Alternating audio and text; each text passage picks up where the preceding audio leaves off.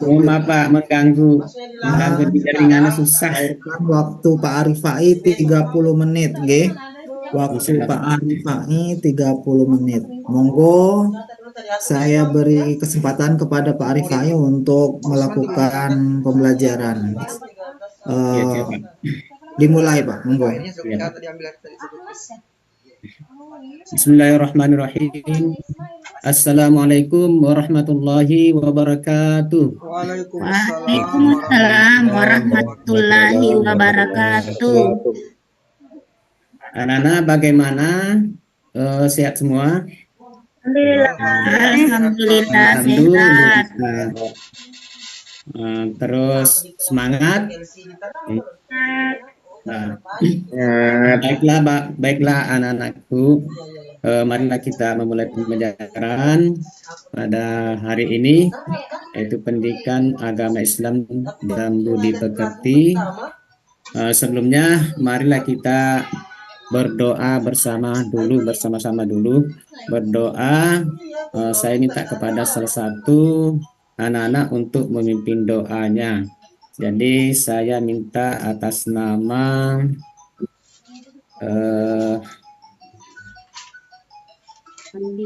Pak Andi, anak-anak atas nama Andi Muhlis. Ya, silakan Pak Andi, kita bersama-sama berdoa. Baik, terima kasih Pak. Teman-teman, sebelum Sama-sama. kita memulai pembelajaran pada kesempatan hari ini, mari kita berdoa kepada Allah Subhanahu wa taala. Berdoa dimulai. Bismillahirrahmanirrahim. Rabbi zidna ilman warzuqna fahman walhamdulillahi rabbil alamin. Amin. Ya, terima kasih. Baiklah, kita lanjut. Pada kesempatan ini materinya atau temanya adalah meyakini Nabi dan Rasul Allah menjadi generasi digital yang berkarakter. Sebelumnya saya mau nanya kepada anak-anakku,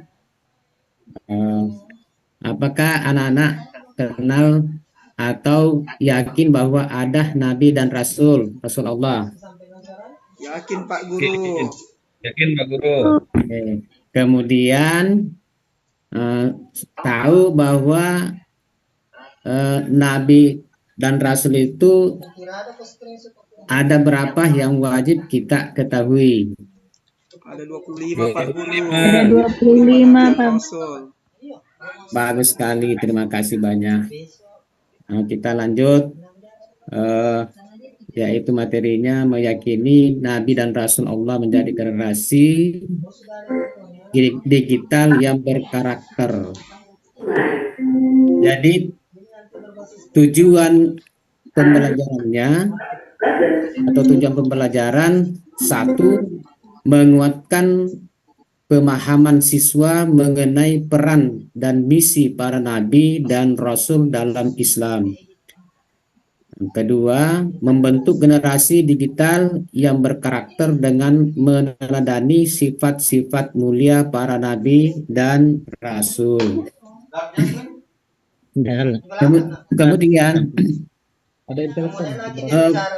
untuk tujuannya kita mempelajari materi pada hari ini untuk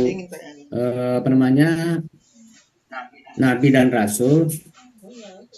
Jadi CPA-nya adalah Nabi dan Rasul bertugas sebagai saksi bagi umatnya di hari akhir kelak.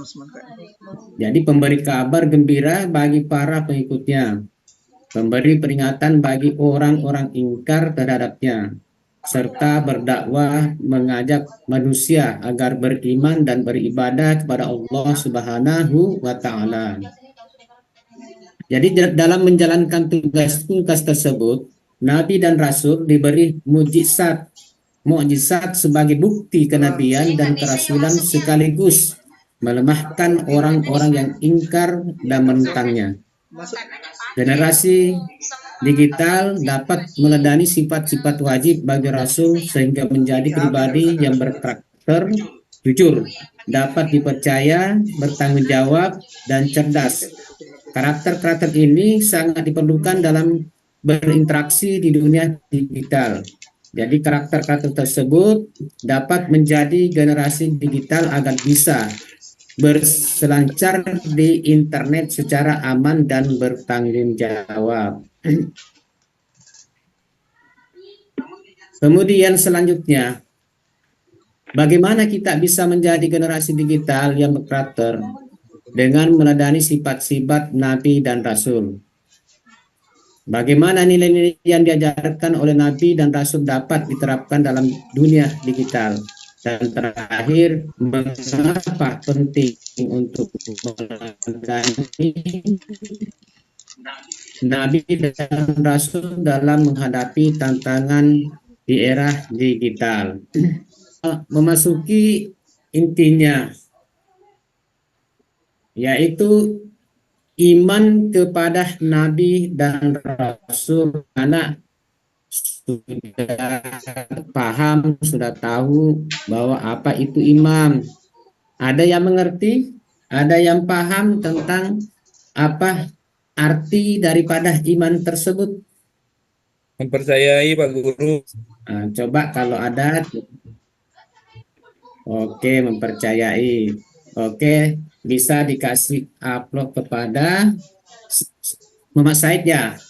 Oke, bisa dikasih upload tepuk tangan dan mendapat nilai sangat baik. Terima kasih. Jadi iman secara bahasa berarti pengakuan. Pengakuan berarti al-iqrar yang melahirkan sikap menerima, al-qabul dan tunduk. Sedangkan iman berarti membenarkan dengan hati, mengikrarkan dengan lisan, dan membuktikan dengan perbuatan. Kemudian selanjutnya, jadi iman kepada Nabi dan Rasul Allah Subhanahu wa Ta'ala adalah membenarkan bahwa Allah memiliki Hilang.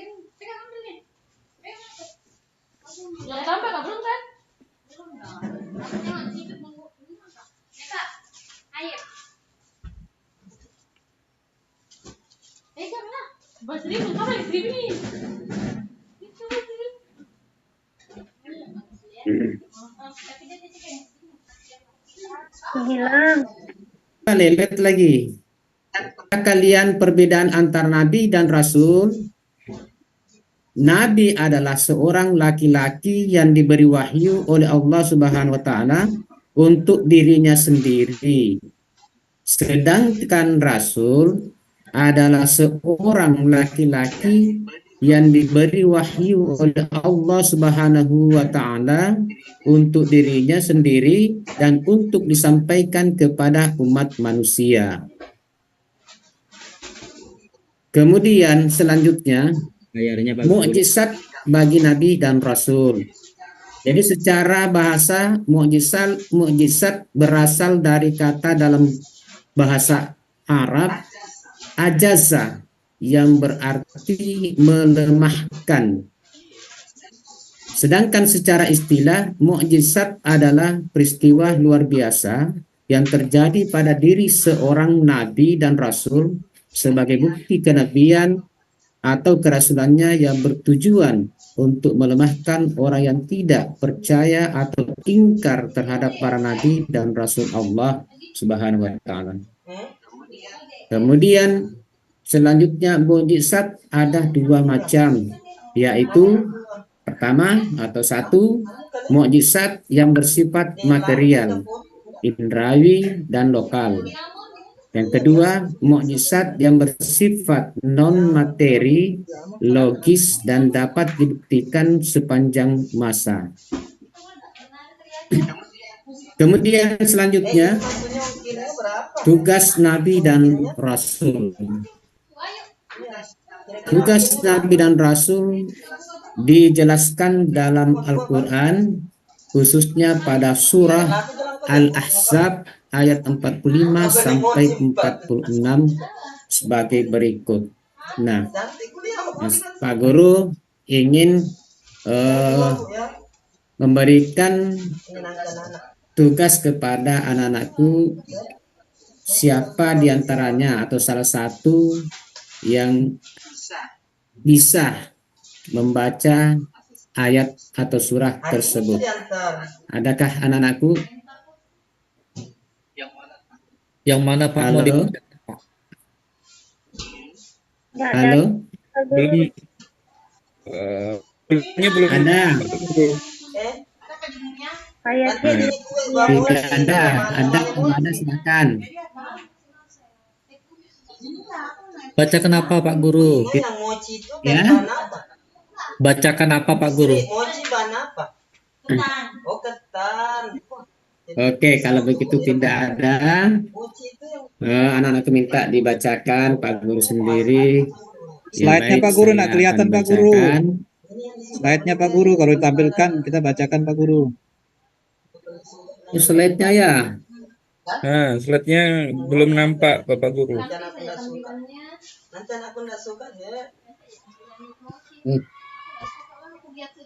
share. Udah. Ini, Mbak. Ini nggak ada kelihatan. Keadaan laptop ini tidak stabil, jadi lanjut aja. Jadi baiklah, Pak Guru bacakan. A'udzu billahi minasyaitonir rajim. Bismillahirrahmanirrahim. Ya ayyuhalladzina inna arsalnaka syahidan wa mubasysyiran wa nazira wa da'iyan ila Allahi biiznihi wa sirajan munira. Sadaqallahul azim, yang artinya, wahai Nabi, sesungguhnya kami mengutusmu untuk menjadi saksi, pembawa kabar gembira dan pemberi peringatan, dan untuk menjadi penyeru kepada agama Allah dengan izinnya, dan sebagai cahaya yang menerangi. Surah Al-Ahzab, surah ke-33 ayat 45 sampai 46. Jadi berdasarkan ayat tersebut yang baru Pak Guru bacakan, ada 4 tugas yang diemban oleh seorang nabi dan rasul, yaitu pertama, sebagai saksi bagi umatnya. Kedua, sebagai pembawa kabar gembira. Ketiga, sebagai pemberi peringatan. Dan keempat, sebagai juru dakwah. Selanjutnya, kita lihat sifat-sifat Nabi dan Rasul. Dari zaman SD kita tahu bahwa sifat Nabi dan Rasul dibagi menjadi 3, yaitu 1, sifat wajib, 2, sifat mustahil, dan 3, sifat jaiz.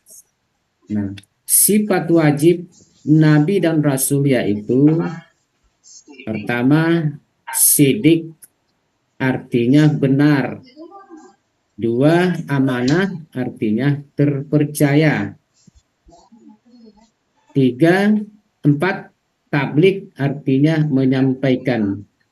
Dan kelima, fatonah, artinya cerdas. Kemudian sifat mustahil Nabi dan Rasul yaitu pertama, kisib, artinya dusta. Saya screen ke tadi, Kemudian Kak. Berhenti saya screen ke tadi. kian, terus kitman, artinya menyembunyi. Baladah, artinya bodoh. Jadi sifat jaiz adalah sifat yang mungkin ada pada Nabi dan Rasul, yaitu berupa perilaku maupun watak manusia pada umumnya yang ada pada diri Nabi dan Rasul, seperti sakit, lelah, Iya, stop stream. makan, minum, dan lain lainnya. Stop yang keras lagi. Nggak apa-apa, nggak apa-apa. Kemudian selanjutnya ulul azmi. Pertama, rasul-rasul ulul azmi berarti rasul-rasul yang memiliki keteguhan hati dalam menghadapi setiap kesulitan dalam menyampaikan tuntutan Allah kepada umatnya. Kemudian yang kedua, ada 5 orang rasul yang memiliki gelar. Yang memiliki gelar ini yang disingkat NIMIM, yaitu Nuh alaihissalam, Ibrahim alaihissalam, Musa alaihissalam, Isa alaihissalam, dan terakhir Nabi Muhammad sallallahu alaihi wasallam. Anak-anakku sekalian, mungkin ada yang saya perhatikan, ada yang mungkin laparkah, apakah ada yang ngantukkah, dan kurang konsentrasi. Jadi sebelum kita lanjut, Pak Guru kepengen kepada anak-anakku semuanya berdiri dulu supaya pernah melegahkan otot-ototnya dan lain sebagainya, pikirannya, supaya bisa konsentrasi kembali. Jadi semuanya berdiri siap dulu. Nah, kemudian setelah berdiri siap, Pak Guru mohon supaya kita selawatan bersama. Nah, selawatnya cuman nggak usah panjang-panjang, cukup yang penting ada sudah selawatannya, bisa kita lanjutkan karena waktu terbatas untuk pembelajaran ini. Baiklah, kita selawatan bersama. Dimulai. Sallallahu ala Muhammad.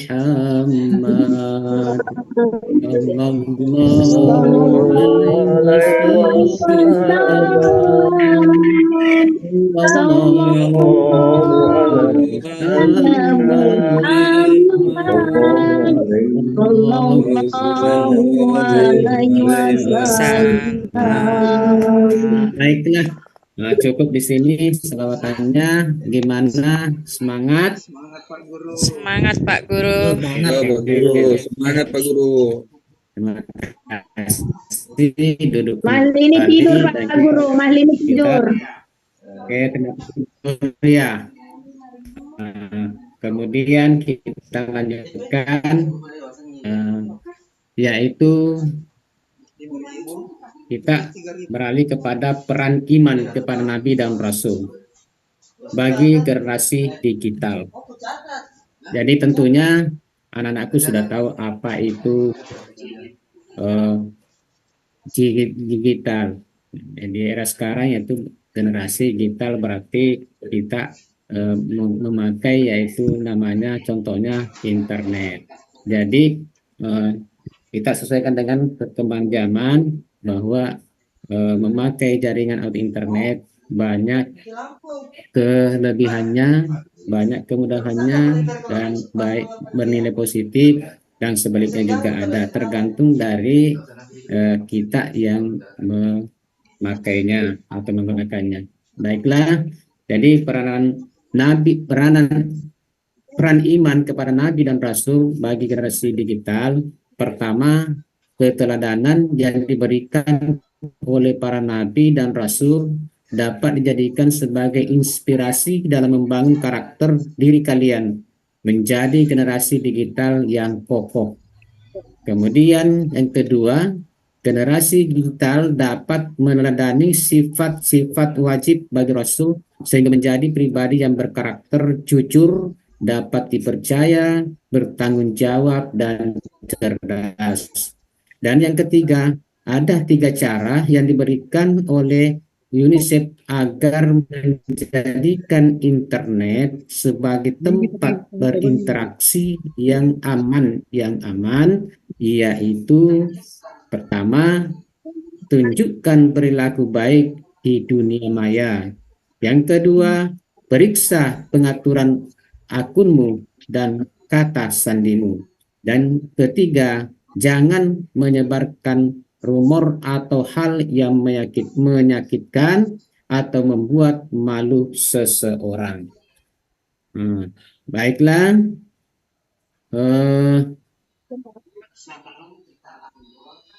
sebelum kita lanjut, apakah anak-anakku ada yang mau bertanya tentang materi yang baru kita pelajari atau jelaskan?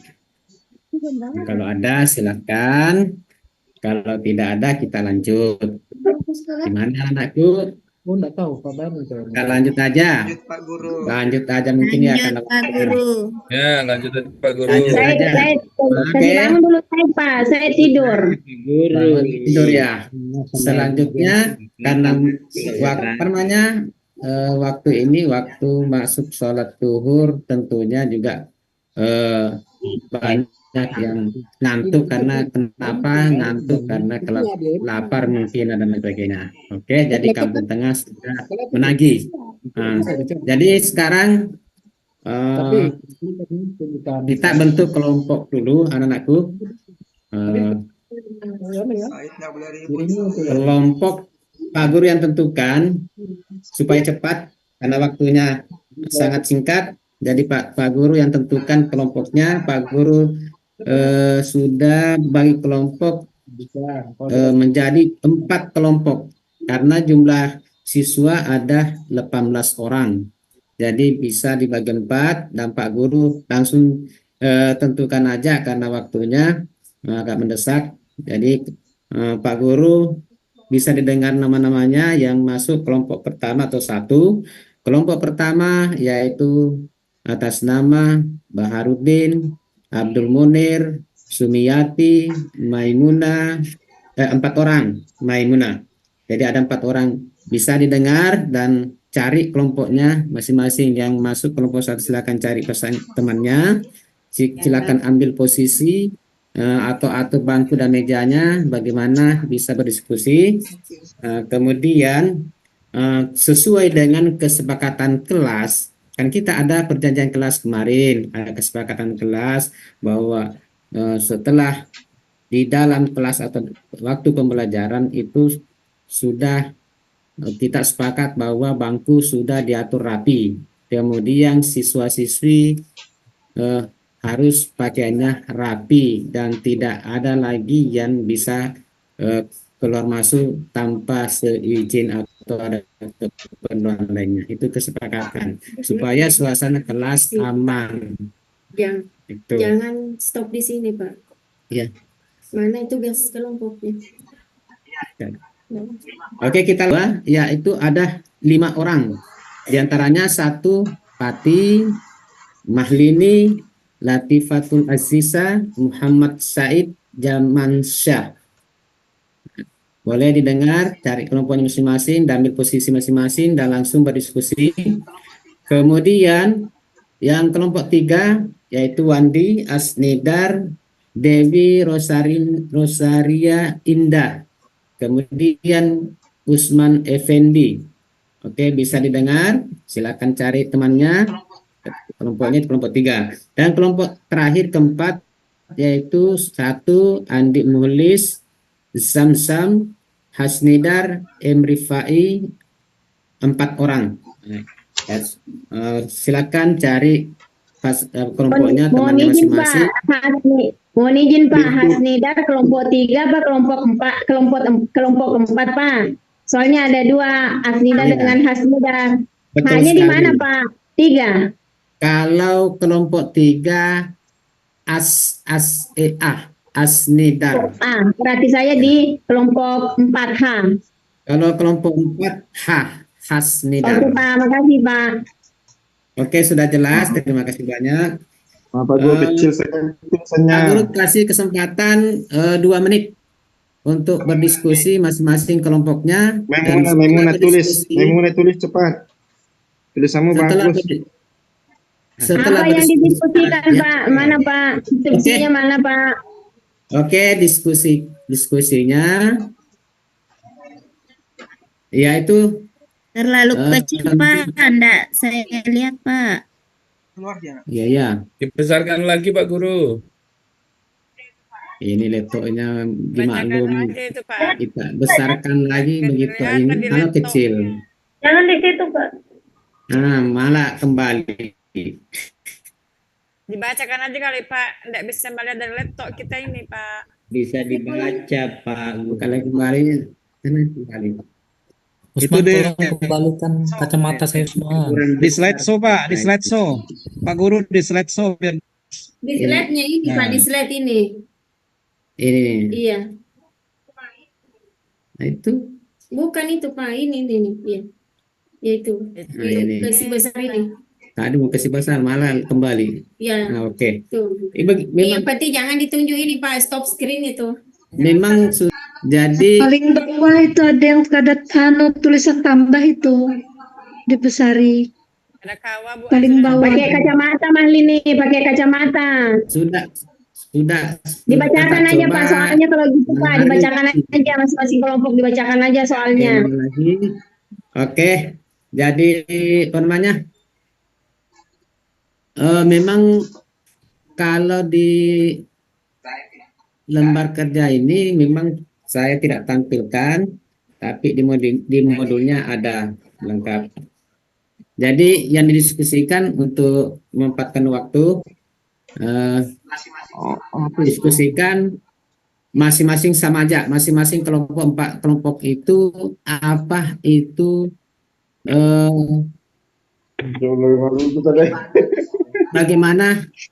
bagaimana kesimpulan semua kelompok tentang Nabi dan Rasul Allah di era generasi digital yang berkarakter.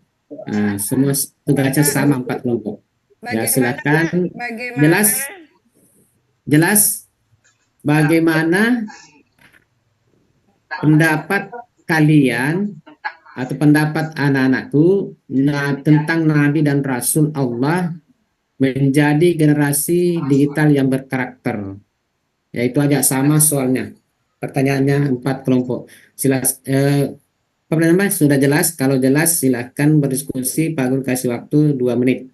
Dan setelah itu disimpulkan atau salah satu perwakilan kelompok untuk mempresentasikan. Ya. Prestasikan nantinya kalau masing-masing satu ada perwakilan satu kelompok. Sudah jelas? Kalau sudah, Pak Guru kasih kesempatan 2 menit untuk berdiskusi. Silahkan. tulis ya. Kelompok 4. Kelompok 2 sudah Pak Guru. Kelompok 4 Pak. Sudah. Kelompok 2 dulu, silakan. Baik, kami dari kelompok 2 akan menyampaikan presentasi tentang apa tadi? Nabi dan Rasul. Pandangan. Nah, Nabi dan Rasul adalah utusan, lelaki utusan yang diwajibkan untuk menyampaikan wahyu dari Allah Subhanahu wa taala. Nabi dan Rasul, Nabi sebanyak 25, Rasul ada 5, karena di situ disebut dengan ulul azmi karena mempunyai keteguhan hati.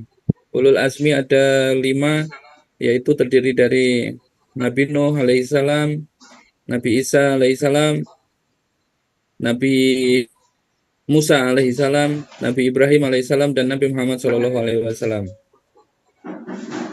Pandangan untuk sesuai dengan zaman, anak-anak atau kita semuanya mengikuti dari atau meneladani dari ulul azmi dan semua perilaku Nabi untuk menghadapi perkembangan zaman yang penuh dengan ilmu dan teknologi, untuk menghadapi masa depan kita masing-masing. Demikian teman-teman dari kelompok kami, saya akhiri. Assalamualaikum warahmatullahi wabarakatuh. Waalaikumsalam warahmatullahi wabarakatuh. Ya, boleh tepuk tangan untuk kelompok 2. Ya. Bagus. sangat bagus sekali. Jadi Kelompok 4. jawabannya Saya, sangat Pak. bagus sekali jawabannya. Terima Kelompok 4, kasih. Pak. Kelompok berapa tadi? Kelompok 4. Saya Silakan kelompok 4. Baiklah Pak. Assalamualaikum Ya, warahmatullahi wabarakatuh.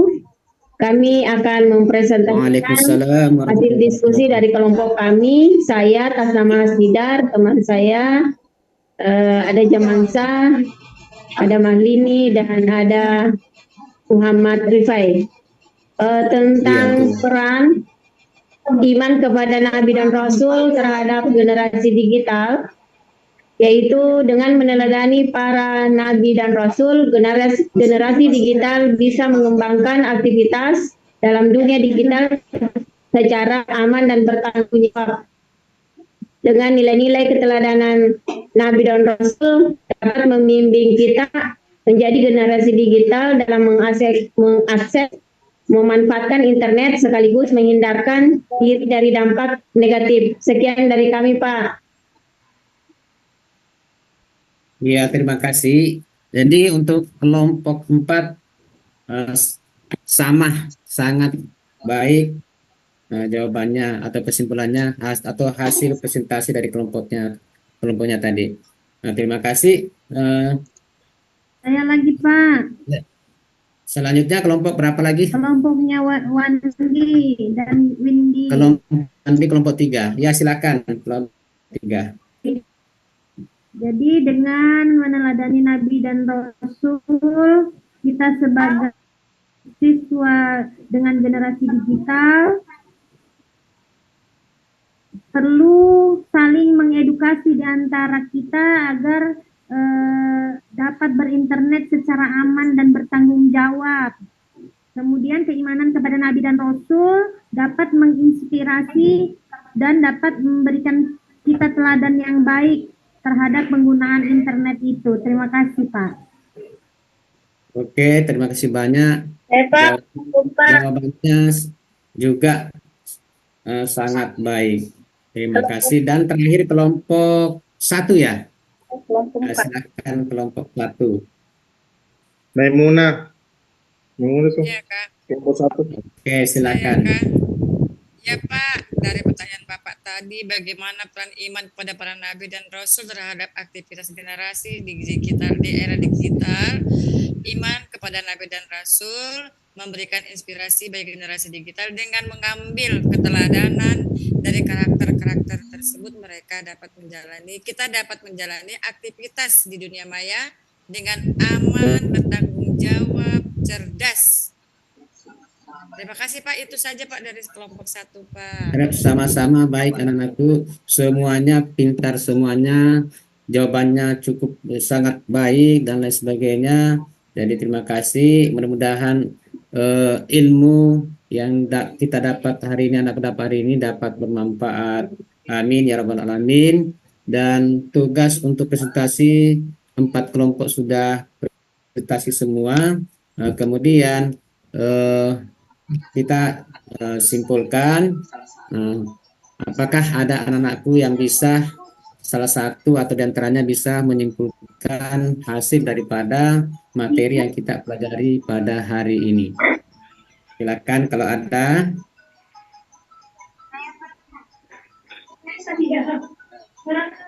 Saya Pak.